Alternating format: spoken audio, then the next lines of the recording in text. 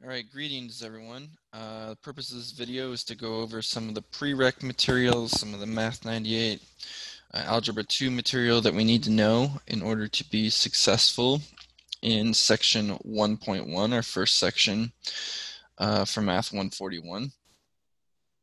Now, as I'm going through this handout that you're seeing here, there is a copy available on WAMAP. You can find it within the section 1.1 folder, which is inside of the chapter 1 folder on our class WAMAP page. So if you want to have a copy of that to follow along, you can go ahead and access that. Another note, and I'll try to remind you of this as we go through more videos, is that one great thing about having videos is that you can pause them and go back if you miss something or misunderstand something. So please make sure you do that as you're watching this. All right, I'm going to go through some of the problems on this handout. I'm not going to go through all of them. If I would highly suggest you work through some of the ones that we don't go over, and feel free to reach out to me if you have any questions. Okay, so the first thing we're told is to use the equation there, and that equation is y equals 2x minus 1 to complete the problems below. And the first thing we're asked to do is identify the input or independent variable and the output or dependent variable for the given equation.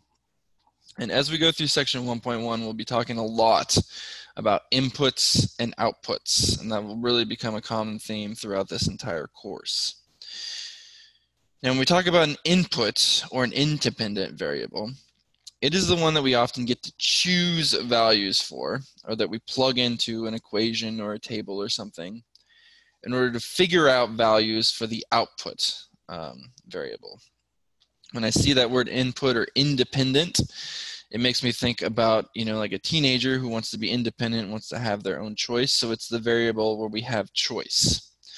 Now, in the case of the equation we're looking at, that variable would be x, because we can choose the value for x there. We have independence there.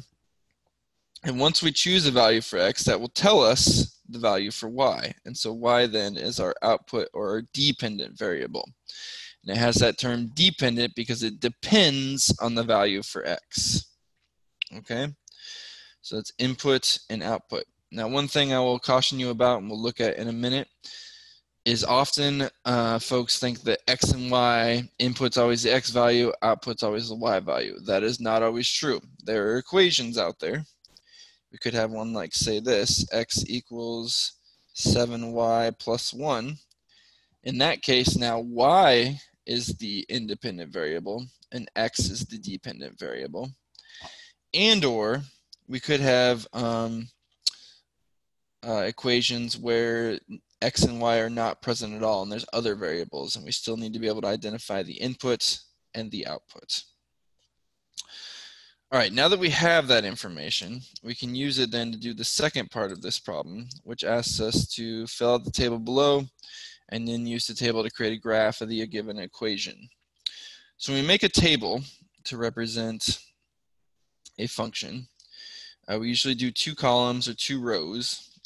And in the left-hand row or the top row, if this was a 2-row thing, we'll put the input variable in the second column or the second row.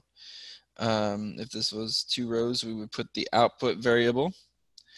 We can then choose values for the input. That's where that independence comes in.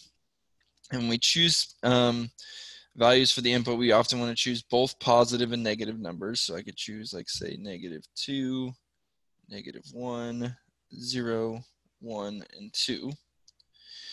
And once we choose those, then we can plug them into our equation then to figure the values for the output variable. So I would take each of these, and I'll do the first one here by hand, like, say, -2.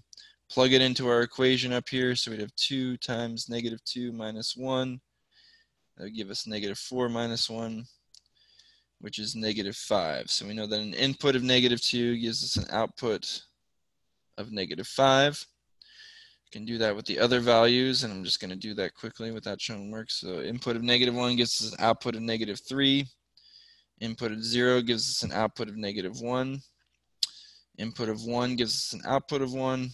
An input of 2 gives us an output of 3. Once we have that information now, we can go ahead and plot those pairs of points there and use them to create a graph. And so when we do that, we look at each of these points here together as an ordered pair. The first one, the input value corresponds to values along the horizontal axis, as we see here. The output values correspond to values on the vertical axis. So if I'm going to plot the point -2, -5, I'll go over to -2 on my horizontal axis, and then I'll go down to -5 on the similar plane there. And so that will be what that point is. You can do it with the other ones. -1, -3 will go here. 0, -1 here. 1, 1, and then 2, 3. And then we can connect the dots. Sorry about that. There we go. All right, and this should be a straight line, not my chicken scratch there. All right, so that's using an equation to identify inputs and outputs, and also to create a table and draw a graph. Now, when we look at the second problem, we're not going to go all the way through it, but I just want to talk again about inputs and outputs and how they are not always x's and y's. So notice in our equation here, we have v equals 3t squared over 2. And in this case, now again, there's no x's and y's, but we can still identify our inputs and outputs, right? We see over here, there is a t, and we can plug in values for t, which will then give us values for v. So that tells us the variable t is our input, or independent variable, and the value v then is our output. Okay. All right. On the back of this, we have a few different practice with things. The first is just some orders of operation. So remember, order of operations, one of the ways you might remember that or think about that is PEMDAS, or please excuse my dear Aunt Sally. So this is something that gives us an order by which to perform operations. And notice that the first thing here, the P, that is parentheses. And to be clear, when you see P for parentheses, that means do what's inside the parentheses first. So we see we have 2 sets of parentheses here, so we'll need to do what's inside of them. And inside, we actually also follow order of operations. And in this case, if we're looking at the first group of parentheses there, we have to follow our next thing in our order of operations, which is the E for exponents. So to simplify this, we would leave this as 81 minus 30, but it'd be plus the 3 squared makes 9, divided by, I'm going to do the 24 minus 4, which is 20 there. And then the next thing we would look for is multiplication and division, but we're still working inside the parentheses, so there's nothing of those. So we'll skip down to addition and subtraction. We're going to be very careful about how we apply these, because even though addition comes first, what it means to do is actually those two should be grouped together, so we do addition and subtraction left to right. So notice in this first set of parentheses, it contains both addition and subtraction, but again, because they're done in line there, we're going to do them left to right. So we do 81 minus 30, which is 51, plus 9, which gives us 60, divided by 20. Now we're done with everything inside our parentheses, so we can drop them, and we'll go back to the only thing left to do is multiplication or division. And again, just like with addition and subtraction, these are done left to right. In this case, though, we only have division, so 60 divided by 20. That will give us an answer of 3 on that one. Okay. All right. Next part of this is evaluating expressions given values for variables. So here, this is where you'll have an expression that has some variables in it. You'll be told what some of the values of the variables are and asked to use those to find some values. Now, I'm going to focus on just parts B and C down here, or sorry, C and D, because they're similar. and they're related. Okay, so for part C, we have the expression t squared minus v, and we're told that t is -2 and v is -1. So I'm going to plug those values in for t and v. Now, when I do that, I need to be very careful about how I do that, and to make sure that I don't mess up my order of operations or do anything wonky with my negative signs. I'm going to plug those in using parentheses. So I'm going to do, in the place of t, I'm going to put -2 squared minus, for the v, I'm going to put in a -1. And now this expression is very similar to the one we were just working with. So we'll follow our order of operations. We'll do the exponents first. So -2 squared. Notice that means -2 times -2. Okay, which you have to be careful about how you put that in the calculator if you're trying to figure that out. If you do this, that what I just wrote there, that'll give you the wrong answer. You would need to do something like this. Okay, because it needs to be -2 squared. That whole thing -2 squared. So -2 times -2, that gives us a +4 minus a -1. And then notice here we have a minus and a minus, which makes a plus. So a 4 plus 1, which then gives us a 5 as our value there. Okay. Now, as I said, part D is related, but notice it's a little bit different now. There's a negative sign here in front of the t squared. So when we go to write this out, we do the negative of -2 squared minus -1. And it'll be really tempting to do negative and make this a positive, but we can't do that. Okay? And here's why. In PEMDAS, right, we have parentheses, exponents, multiplication, division, addition, and subtraction. Now, having this negative, that's really like multiplication, like a negative times a negative. And if you notice in the order of operations there, that comes after exponents. So we need to do the exponent part first. So we need to do -2 quantity squared. That'll give us a +4. And there's still this negative sign out front. So what we end up with then is a -4.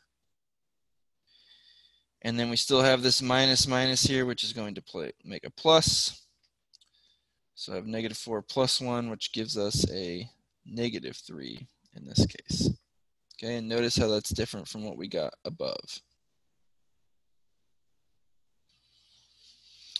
All right, last thing then now, simplifying radical expressions. And this is something we'll do towards the end of section 1.1.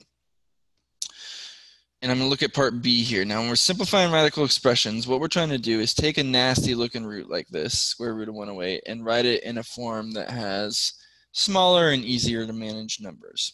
Now, the reason we have to do that is because notice that neither of these two numbers here, square root of 63 or square root of 108, come out nicely, right? They're not like square root of 25, which we know is 5, or square root of 36 equals 6. We don't have nice numbers for the square root of 63 or square root of 108. And in fact, if you plug those into your calculator, you would see they come out as kind of nasty numbers. So what we're going to do instead, to simplify them, is think about perfect squares that go into these numbers. And when I say perfect squares, I'm talking about numbers like 25 or 36 or 49 or 81 or 1 or 4. Numbers that we can get from multiplying a number by itself. Now for a number like square root of 108, you might have to think about it for a minute or a few minutes, or do some experimentation. And hopefully when you do that, you find out that 9 is a perfect square that goes into 108.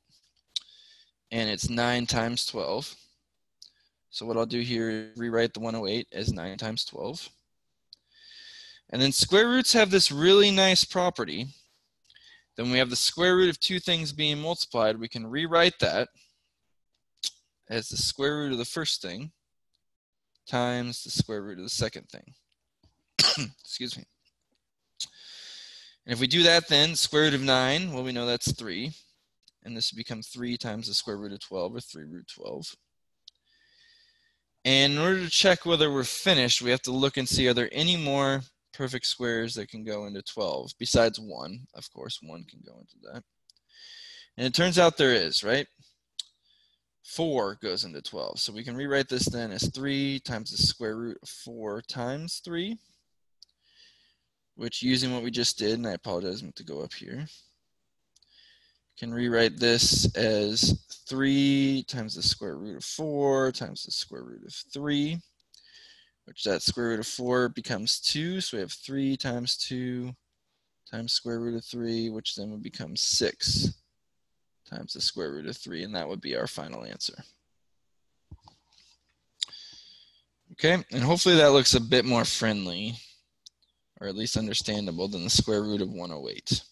And it turns out we can't simplify that anymore because 1 is the only perfect square that goes into 3.